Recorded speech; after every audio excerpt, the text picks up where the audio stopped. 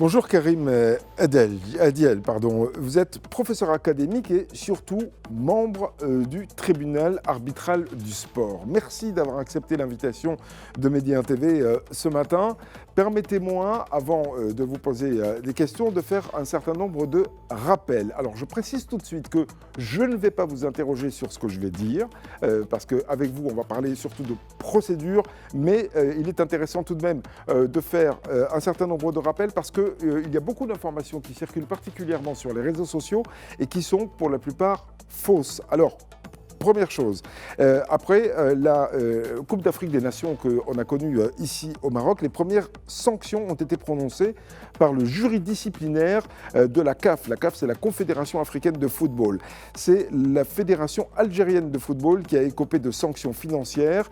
2 joueurs de l'équipe nationale algérienne ont été suspendus plusieurs matchs, et cela après les incidents qui sont survenus lors de la rencontre entre l'Algérie et le Nigeria. C'était le 10 janvier dernier. La fédération algérienne, il faut le noter aussi, a immédiatement annoncé faire appel des sanctions qui ont été prononcées.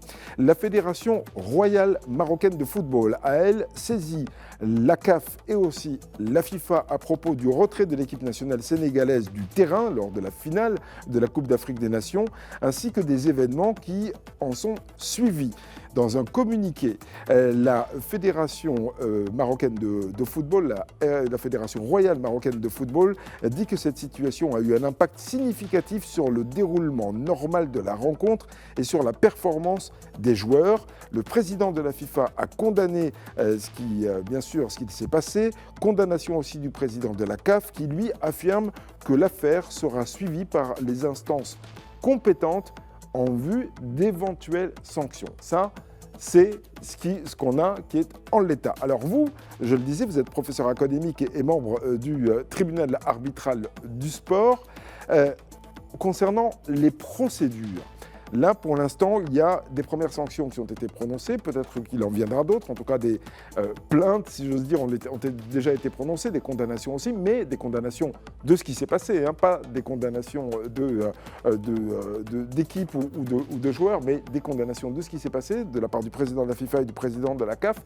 Alors, concernant la procédure, comment est-ce que ça se passe ? Est-ce que ça vient directement au tribunal arbitral du sport ou alors est-ce qu'il y a des étapes préalables ?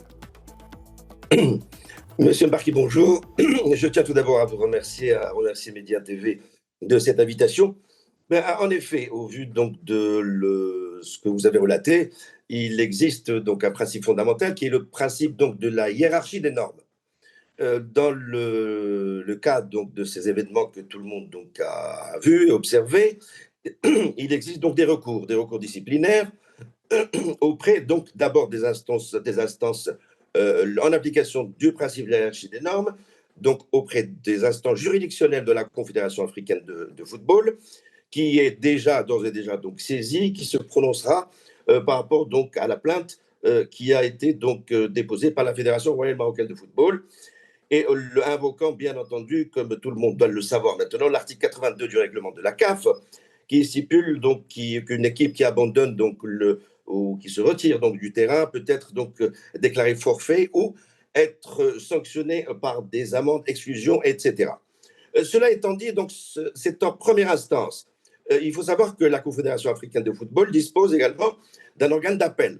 C'est-à-dire que si la Fédération royale marocaine de football n'est pas satisfaite de la décision donc, de l'organe de première instance de la CAF, peut saisir l'organe d'appel pour se prononcer sur les arguments et puis sur la plainte et les motifs donc, de la plainte invoquée par la Fédération royale marocaine de football.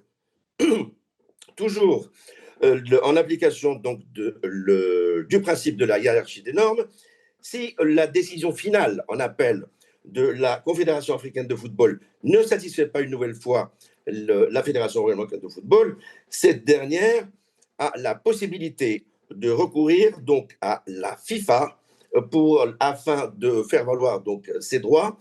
Et j'attire votre attention que d'abord, la Fédération royale marocaine de football doit demander dans son argumentaire à la Confédération africaine de football de motiver sa décision et de préciser qu'il y a possibilité donc de recourir à la FIFA afin donc de faire valoir ses droits. Quand je parle de ces droits, je parle précisément de l'article 6 et 16 du code disciplinaire de la FIFA.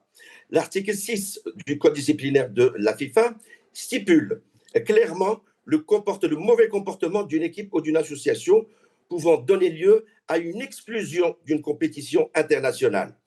Ajoutez à cela l'article 16. Les deux articles sont cumulatifs puisque l'article 6 traite du caractère juridique, c'est-à-dire le mauvais comportement qui est établi selon les faits donc qui sont avérés et que nous avons observés. Et puis l'article 16 qui consacre par rapport aux faits qui sont survenus, c'est-à-dire le désordre, des incidents graves, désordre établi, incident grave établi, refus de jouer, les joueurs de la partie adverse sont sortis, donc il y a un refus de jouer, et puis quatrièmement, une atteinte à l'image de la FIFA. D'ailleurs, l'intervention de M. le Président Gianni Infantino en est, est édifiante en la matière. Et par conséquent, si les deux articles 6 et 16, cumulativement, je dis bien, sont réunis et ils sont consacrés sur le plan du droit du sport donc, et du droit du football, et consacrés sur le plan des faits, à ce moment-là, la FIFA peut sanctionner l'équipe adverse par une exclusion d'une compétition internationale. Je veux dire par là la non-participation à la Coupe du Monde 2026 aux États-Unis, au Mexique et au Canada. Oui, alors cela dit, cette décision de la FIFA, lorsque elle interviendra, si elle doit intervenir, elle est aussi, il y a aussi une possibilité de la frapper d'appel? Alors, la décision de la FIFA, de la commission disciplinaire de la FIFA, est sur le plan réglementaire, est définitive. Sauf que, bien entendu, comme vous le savez bien, chaque partie peut saisir donc, le tribunal arbitral du sport, qui est l'instance suprême juridique donc, internationale en la matière, pour pouvoir statuer cette fois-ci définitivement et rendre donc une sentence arbitrale qui est définitive et exécutoire de plein droit. Alors justement, parlons de ce tribunal arbitral du sport dont vous êtes membre. Et c'est là que c'est intéressant parce que donc il y a des sanctions qui pourraient être prononcées. On parle bien sûr du conditionnel puisqu'on n'en est pas là, loin de là même encore. Mais si le dossier devait arriver au TAS, le tribunal arbitral du sport, comment est-ce que le tribunal pourrait juger de l'affaire? Elle pourrait dire oui, la FIFA a eu raison, ou alors non, la FIFA a eu tort, ou alors la peine prononcée par la FIFA est peut-être trop importante ou pas assez suffisante, et donc le tribunal arbitral du sport pourrait trancher. Comment ça se passe? Mais écoutez, je ne suis pas membre du tribunal arbitral du sport. Je suis arbitre officiel au sein du tribunal arbitral du sport, d'abord. Bien, pour être sommaire et ne pas rentrer dans les faits, puisque je suis tenu au devoir de confidentialité, neutralité, impartialité et indépendance, étant arbitre au sein du tribunal arbitral du sport. Donc, ce tribunal, cette instance arbitrale suprême peut être saisie pour pouvoir statuer sur les faits, les éléments donc invoqués de droit, selon la décision qui aura été prise par la FIFA en dernier ressort. Et à ce moment-là, donc, le tribunal arbitral du sport est souverain en la matière, en examinant donc les moyens de fait et de droit pour pouvoir donc rendre une sentence définitive en la matière. Karim Adiel, est-ce que le fait de remettre en question l'arbitrage aussi dans certaines compétitions, ça s'est vu pendant la Coupe d'Afrique des Nations, ça s'est vu aussi dans d'autres compétitions, on l'a vu encore hier soir en Ligue des Champions par exemple, est-ce que le fait de remettre en cause l'arbitrage, là aussi, c'est susceptible d'être sanctionné par les instances sportives? Absolument. Il existe au sein de la FIFA d'ailleurs une section donc, disciplinaire relative spécifiquement donc, aux arbitres qui peuvent être donc, sanctionnés selon les lois, donc, les lois du jeu, les lois de l'IFAB, qui est l'International Football Association Board au sein donc, de la FIFA, qu'on appelle communément donc, les règles du football. Et donc la section disciplinaire relative aux arbitres peut donc prononcer des sanctions à l'encontre donc des arbitres fautifs, pouvant aller jusqu'à l'exclusion donc ou le ban définitif donc des arbitres. Ces derniers ont également donc le droit de saisir sous 21 jours, je précise bien, à compter du rendu de la décision définitive donc de la FIFA, des organes disciplinaires donc de la FIFA, de saisir donc le TAS qui est donc une nouvelle fois la juridiction donc arbitrale suprême internationale en la matière, qui est à même et compétente pour rendre une sentence en la matière.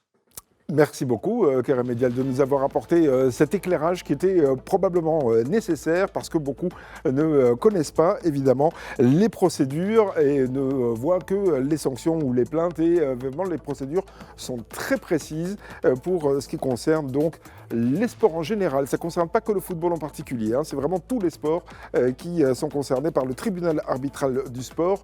Et je rappelle que vous en êtes membre, plus que membre même, puisque vous êtes vous-même arbitre donc au sein de ce TAS, le tribunal arbitral du sport. Merci encore d'avoir été en direct avec nous dans la matinale de Média 1 TV.